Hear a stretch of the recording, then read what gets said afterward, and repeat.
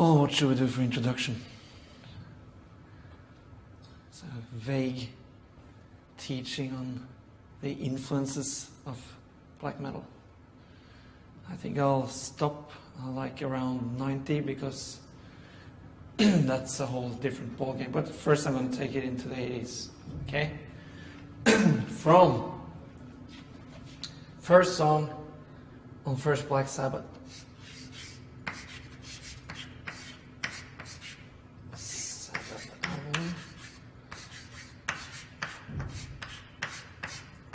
Because it goes like dun, dun, dun.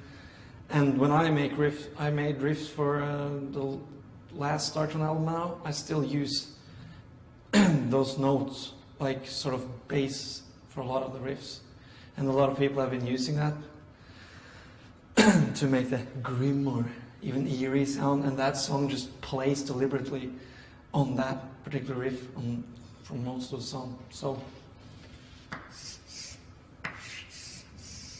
and a spooky cover to boot. Moving on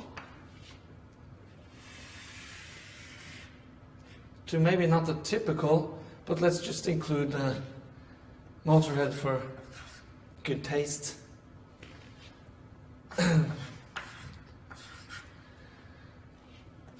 We have had some Motorhead parts in Darkthrone, and I have heard no complaints, if you know what I mean. Some tougher bands of the 80s that I will come to has also used some Motorhead, like Bulldozer from Italy, I guess, for one. And then we of course we could have like, okay.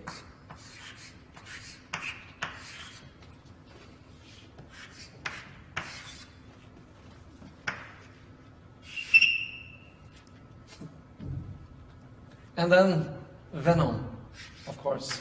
I'm doing this simple now because we basically just had this from the 70s. Also, a lot of metal people tend to be my age, or a little bit older, or a lot younger. And we were just tiny tots at the time.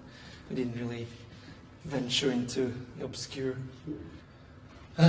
Venom, the oldies favorite, of course.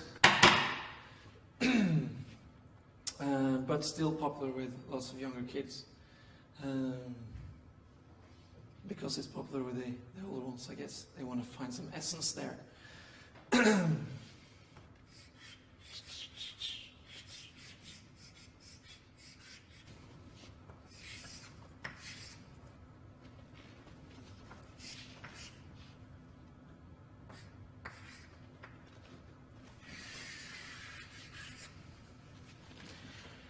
All right, from Venom, I guess there were a lot of people hooking on to that imagery. We had, like, of course, Judas Priest too, looking a bit tough, you know, leathering up and all that shit. Venom started using the whole satanic gimmickry, and it got a lot of people starting from the likes of Metallica, I guess, were huge Venom fans, to the likes of the more obscure bands that popped up. Venom had rotten production, and a lot of people just frowned at it, you know, what the hell is this? So it was sort of excluding, whereas Judas Priest excluded, of course, the rest of the world, but all the people into rock and the heavy shit like Judas Priest. I guess Venom was one of the bands that really divided some of the metal scene. I mean, in attitude and also taste. But there were rotten production, sure.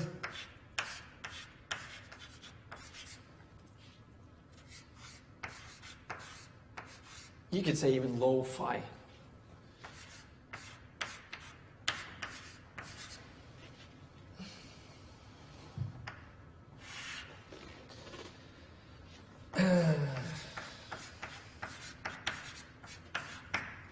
satanic imagery.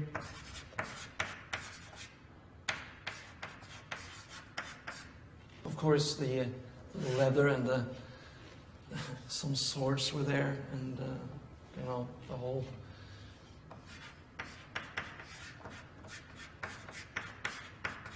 leather and spike package.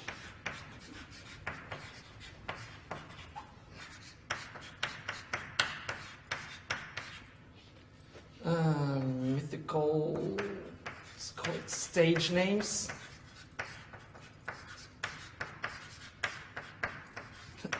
Alias.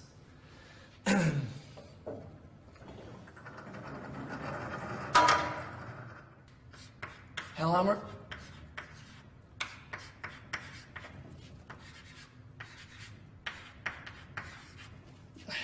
Of course, it went on to become the Mighty Mouse, Celtic Frost.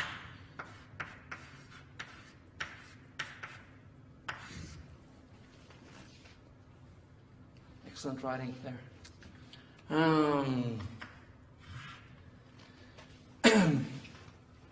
Now in the States, there was this thrash metal emerging from the aftermath of the new wave of British heavy metal, and the Americans had Metallica sums it up because it was metallic. At the same time, you had this more beats me why, but from Europe you had bands wanting to make the same metallic music, but they ended up sounding more obscure and more obscure lyrics, totally into the occult thing. Destruction.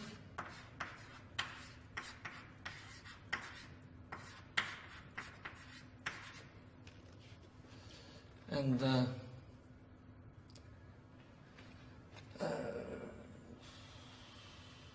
Sodom.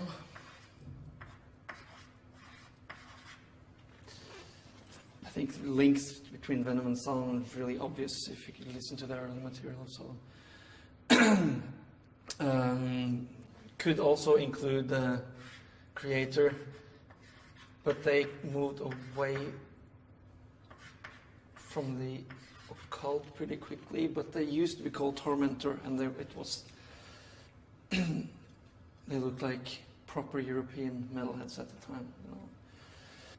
Not so influenced by Venom, but later on came bands like Merciful Fate,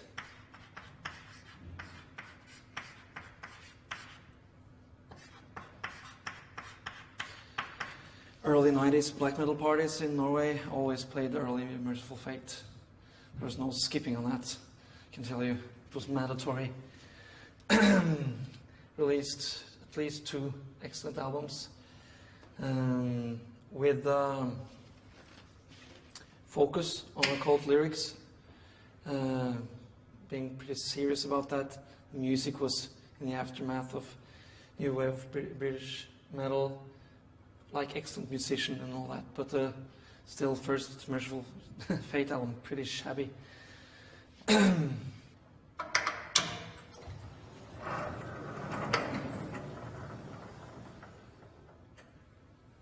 got a few points regarding Merciful Fate, actually.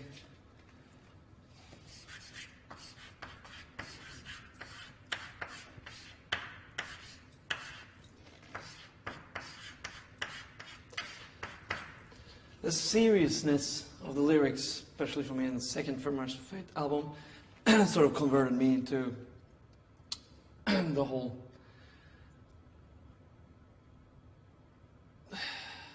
satanic approach. I don't really think early Creator demo convinced a lot of people or made them think a lot about the subject, but he's bringing some LaVeyan aspects into it, which is well, now and 10 years ago, it was more of a discussed subject. There was almost a dividing factor, even in either you were a LaVeyan or you were not.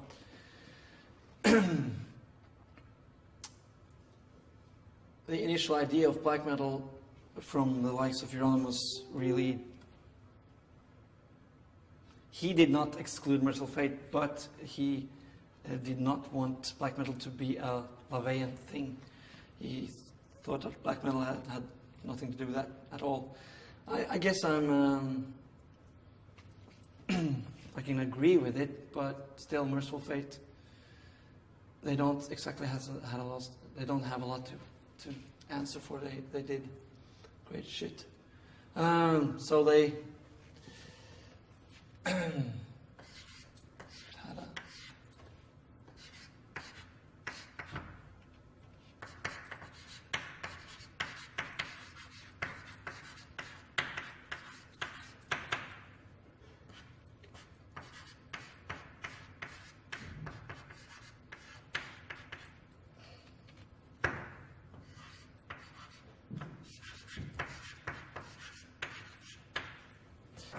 I just enjoy doing this so much.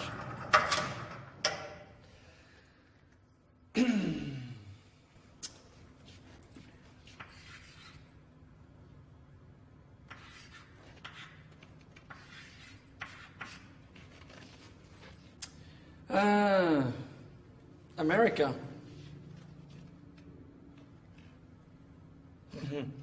USA, yeah. They probably had over here, they had like Possessed. Yeah, Slayer. Huge point. It was about the same time here. Of course.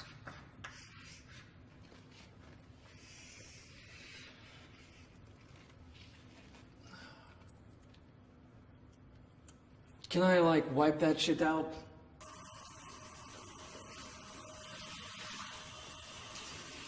Well, attitude-wise, I'd definitely say first Slayer's black metal, because their thrash at the time that they were probably attempting to do was not very convincing, but it was definitely metal, and it was black. One of the few, I guess, big American bands that had some cult or satanic grim or whatever lyrics. And one important point is that they became huge from that fundament which they started at. In the scene at that time, it was normal when a band became big, like Slayer. The lyrics grow more conventional. It was a thing in the 80s scene that was often discussed about wimping out both musically and lyrically. I don't think Slayer did that. Slayer has still huge respect.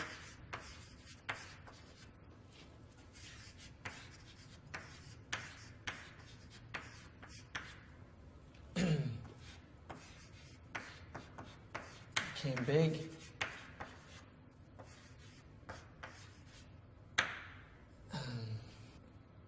But there were an ear opener, because they started using all those half note riffs that became death metal. But still, they look fucking black. And when Slayer had that fucking video live, I'm talking about the entire European television, music television. The first meeting with Slayer was live.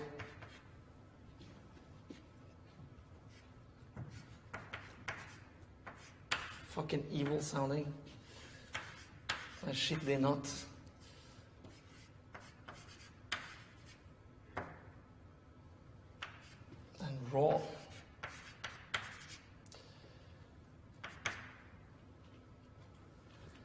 And I guess if you liked it, you were onto something. You were hearing death metal without really knowing it. Possessed call themselves death metal, but they didn't really invent anything there. They just played metal / thrash metal with the usual occult frame. Death metal is really a way to play. Like most people would say, Norwegian black metal. Black metal now is a certain way of playing riffs. Well, I'm trying to show why Norwegian black metal became what it became. All the influences are here.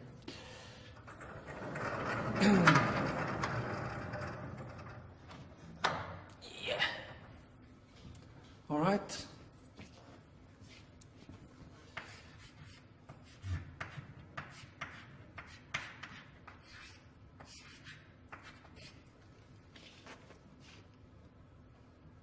Bathory. I guess they quickly convinced at least 80% of Venom's early fans. That was a lot. And they were pretty much alone in the world doing what sounded like a speeded up Venom demo tape. And it was released, and I guess the distribution was huge. And for people into these things, when they saw Bathory, that was just a Klingon. Sure, I'm digging this. I was young at the time. I didn't catch it like this. I had to see it in retrospect. But I guess I won't have a lot of people saying against me. You should maybe have an older guy here that has seen everything saying, "That's correct, Fenriz. Oh, Fenriz, I don't know about that one." But I'm running the show here. Bathory. Also at the same time, bands like Mayhem popping up.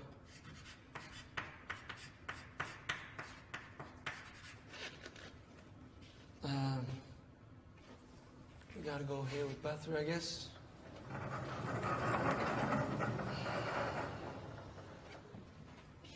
Bathory.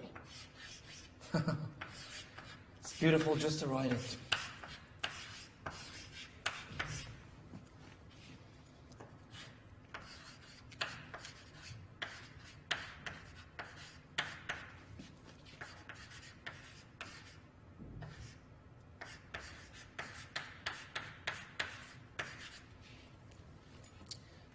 Biggest inspiration on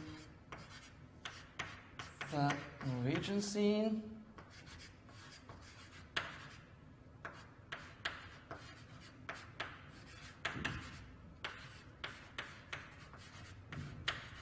And probably globally, like as well. Sped up Venom demo, and then later rather quickly added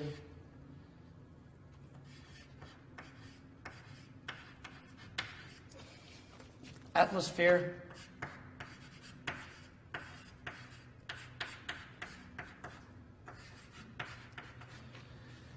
We had enough metal from before, so Bathory mysteriously added this atmosphere to it, furthermore dividing the metal scene into, well, this ain't metal, but it's sure as hell obscure. And the people that went with Bathory, I guess,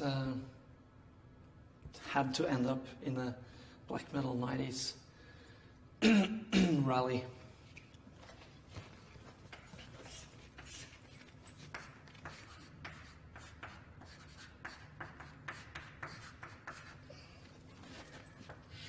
Next step, around 88, from the late 80s, they include the whole Viking.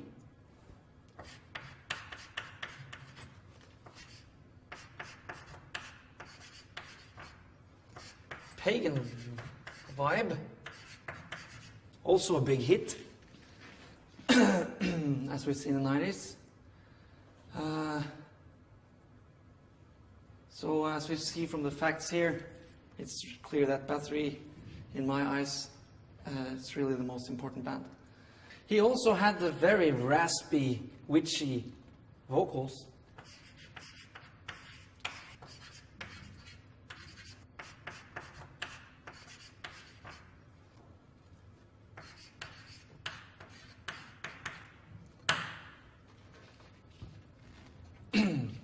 Let's go back, I gotta have some perspective here.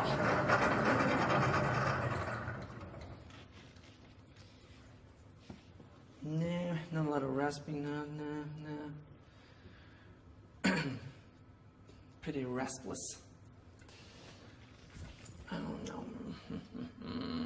At the same time, around this time we had more metal, fucked up bands like Bulldozer, I guess.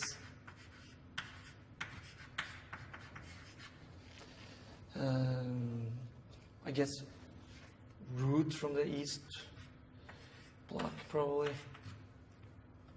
happened around here. I'm not too sure. I've been skipping some Root classes, you might say. We're nearing into 1986 now, which is probably my favorite year of metal altogether, but we gotta focus on black metal. When I've come this far as Bathory, the web is starting to unfold clearly.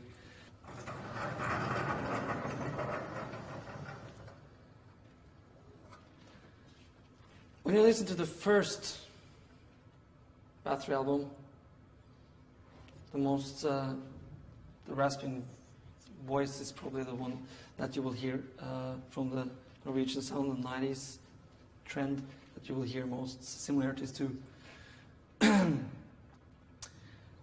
The second Bathory album is extremely obscure sounding. This one was more like Venomish rock and roll. They're moving away from it in the second album, and then they're dropping the third Bathory album, which carries most similarities to the 90s scene of all albums of the 80s.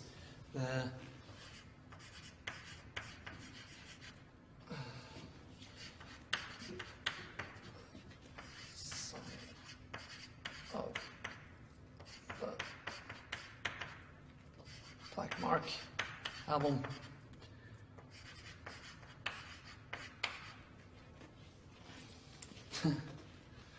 This is where the audience should go, duh!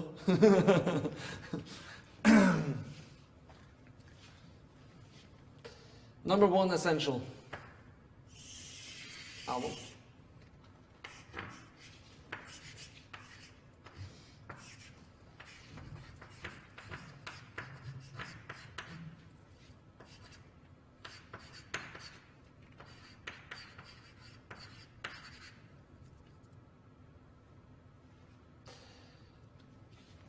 I think I'm through with Bathory.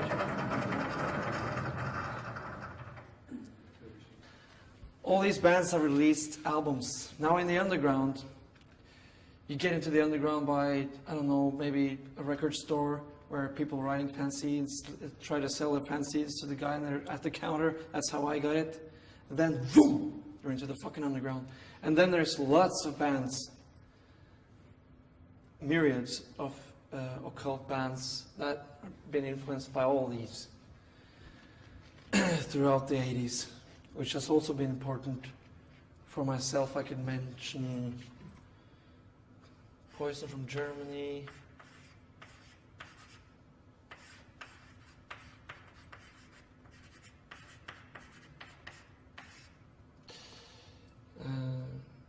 that never made it, just had to quit.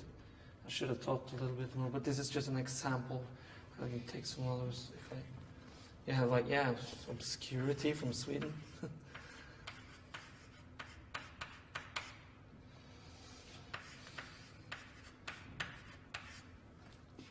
You had demonic, if I may say so, sounding band from Australia, Slaughter Lord.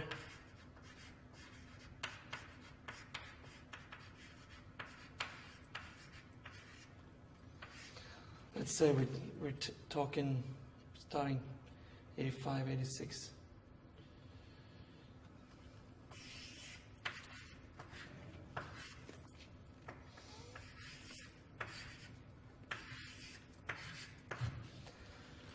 We have albums out by Slaughter from Canada. That's strictly for connoisseurs, actually, but hugely inspired by Celtic Frost. That's important. Not a lot of bands were actually early Napalm Death was Celtic Frost inspired. You have Middle Europe, no, the Middle American scene. I'm just kidding, of course. No bands from Honduras that I know of released anything at the time, but you had South America, early Sepultura. Yeah, let's include them. Don Kay of Death Vine Column in Kerrang at the time said that they had a sound that would turn flowers black. Not an extreme metaler with well, any extreme metaler with pride would check them out. And of course, you couldn't get it in the store. You had to write it to send money to get it. Early Sepultura.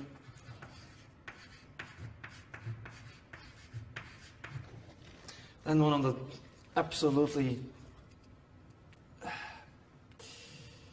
finest bands to like, even nowadays, for the old school, or if you're a new school kid and like this.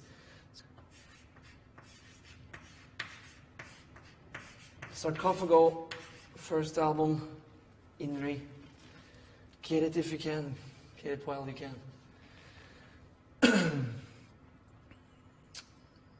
mean, at this time, 85, 86, 87, we had thrash metal peaking, death metal starting.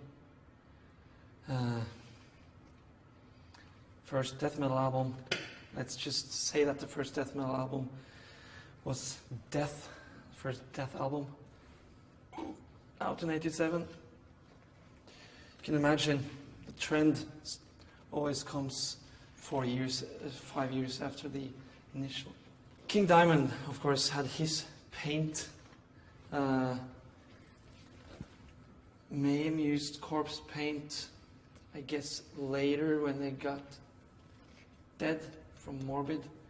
Morbid was a Swedish band at the time. Actually, we could have like a fist.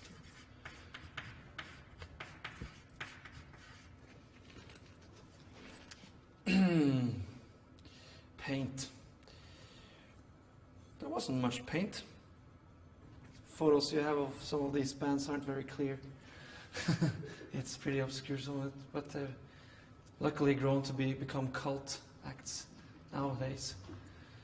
Damn, I was onto something, but I forgot. Well, you have 87 starts pop up things like Dark Throne, Rotting Christ from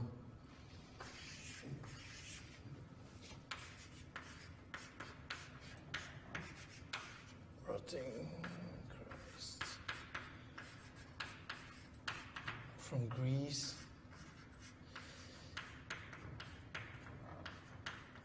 But I'm mentioning this as a main band from Greece, but the Greek actually had mostly occult acts and very poorly always produced, not with any force behind it, and there was quickly established a sound that would later be called the Greek sound, had a sound of their own. It wasn't like Italia had the sound of their own, the Greek sound existed. We have a Greek sound, Swedish sound, Norwegian sound, not Danish sound. Let's say, have we forgot some countries then? England, we might as well include Onslaught.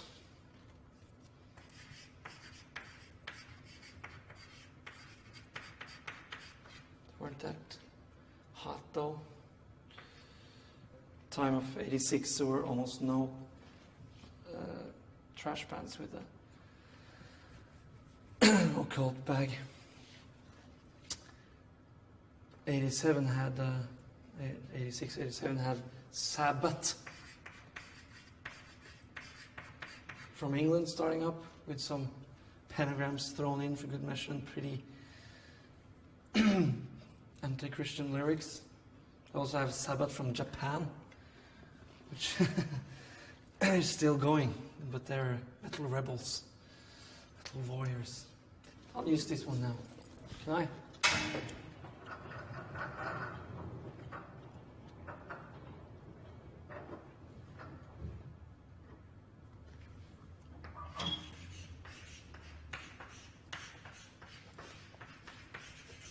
Oops. Here we have the East Bloc, two big bands. It was, of course, Tormentor from Hungary.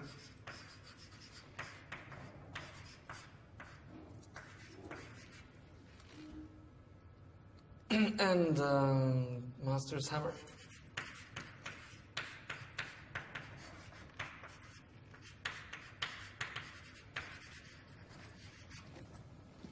Mayhem.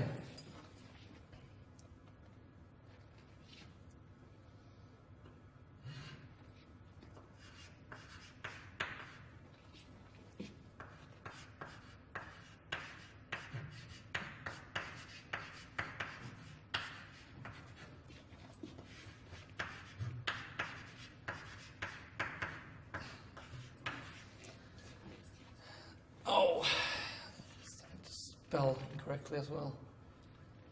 No, I can't write unexplainable anymore. But what? Yes. That doesn't look right. Unexplainable grimness. Started out in '84, I guess, around there. And it was the only Norwegian band, so it's sort of special for us. Later came Vomit, but Mayhem, let's talk about Mayhem. They had huge problems in the late 80s when bands like us and Emperor and Cadaver was starting to buck up for the big metal battle. But still, they released the Death Crush Mini, and they just lived on reputation only in the late 80s. I went to rehearsals and came like awestruck back, and they did a show in like '89, which is legendary. Dead with the corpse paint and all. Got the corpse paint started again. Let's just call it a corpse paint.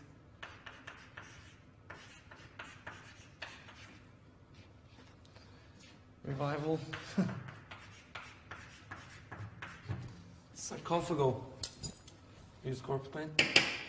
And they're fucking from Brazil. I'm telling you, man.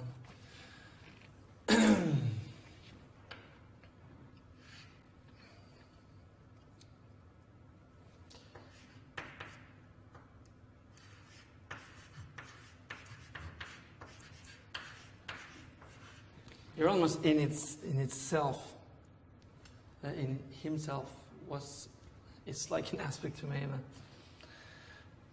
You want to include. He was keeping a lot of the occult scene.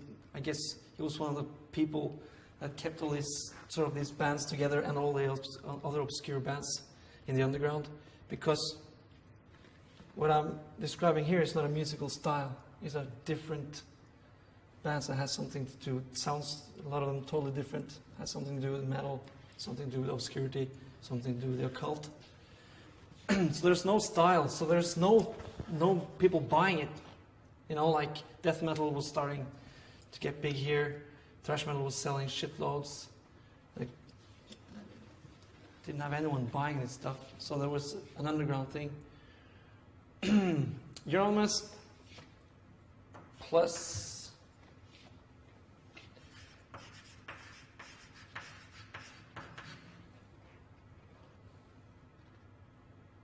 I have to say that they invented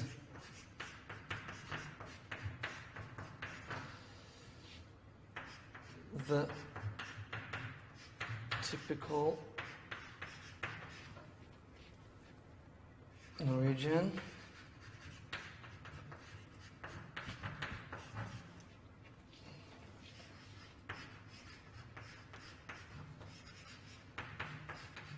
black metal riff.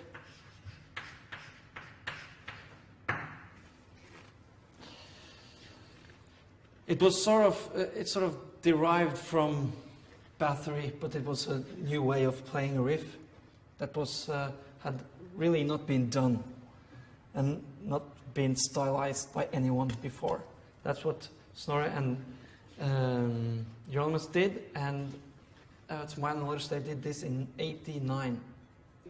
Well, you have a chord and you have fuzz, but you don't play 1-1, you play 1-1 up and down, and you have the notes cling together so that you have the fucking eerie notes and they all stream together, creating this incredible eerie sound. Like, sends fucking chills down your spine if you're able to adapt it.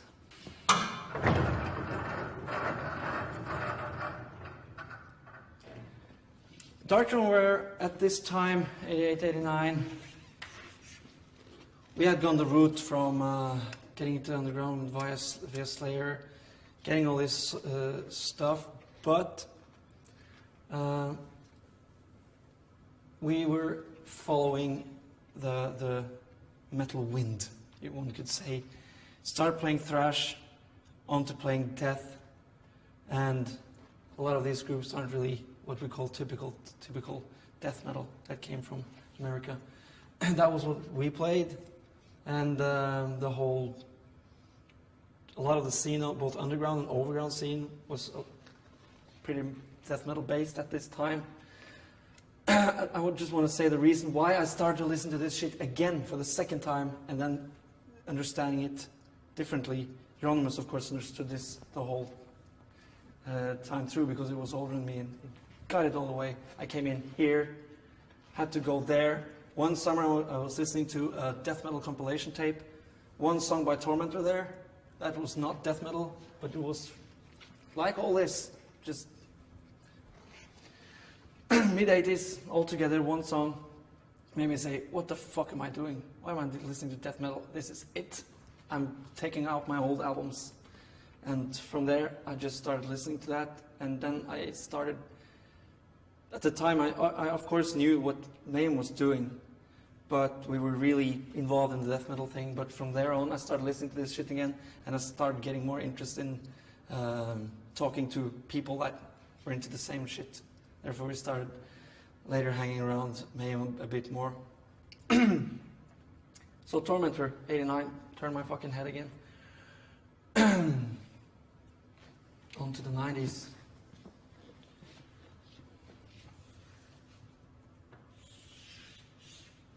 Let's just say 90, let's be kind.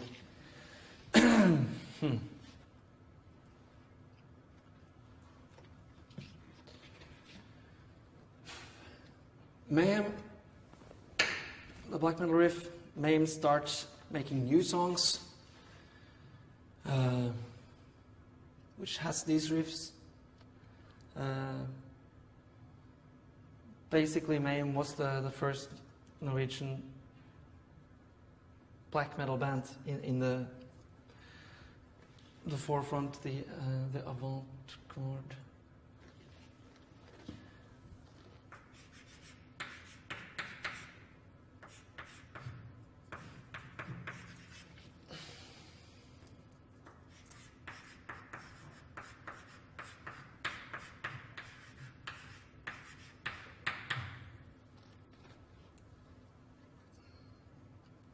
around 91 or something, or 90, Mayhem releases a live album, which we could safely say is the first Norwegian black metal album. A lot of people says it's our second album, Blaze Northern Sky. Some people say it's the first Bursum, but it's basically wrong. Live in Leipzig from Mayhem is the first.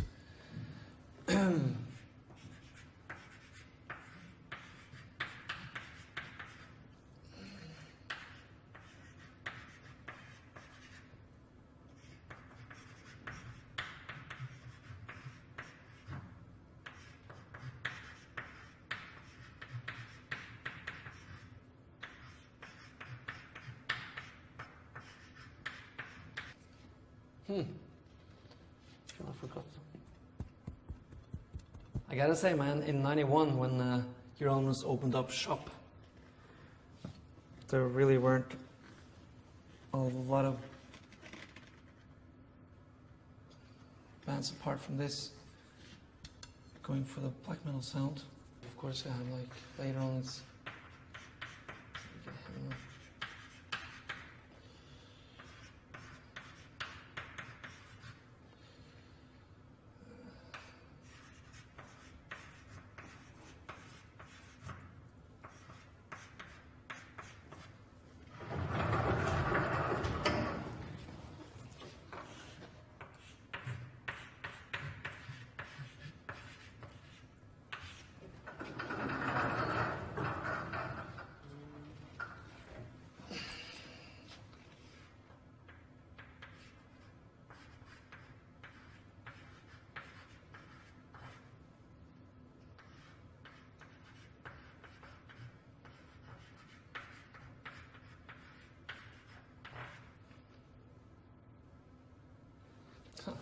Could even add something here for the fun of it.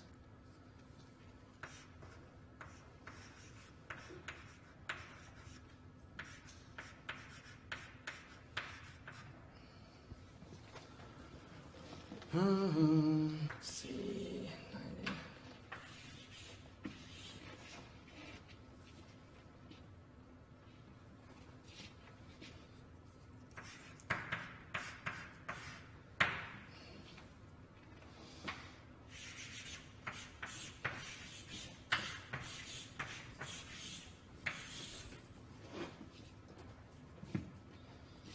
At the time, Bathory was still sort of going, but had no black metal appeal left. We started losing track in '93, something like that. I'd be like away from the scene for a year, and then not really listening to what other people did, and then I made like riffs for the Transylvanian Hunger album and stuff. Sigurd told me like, well, you know, it's okay, but everyone else is doing this now. Are they? God damn it! The Norwegian black metal riff had like exploded. Everyone's making their version of it. Basically '93 stuff. Yeah.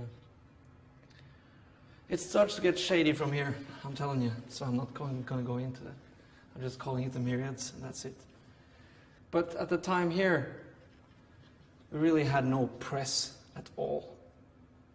It was just this Norwegian clique, and we were all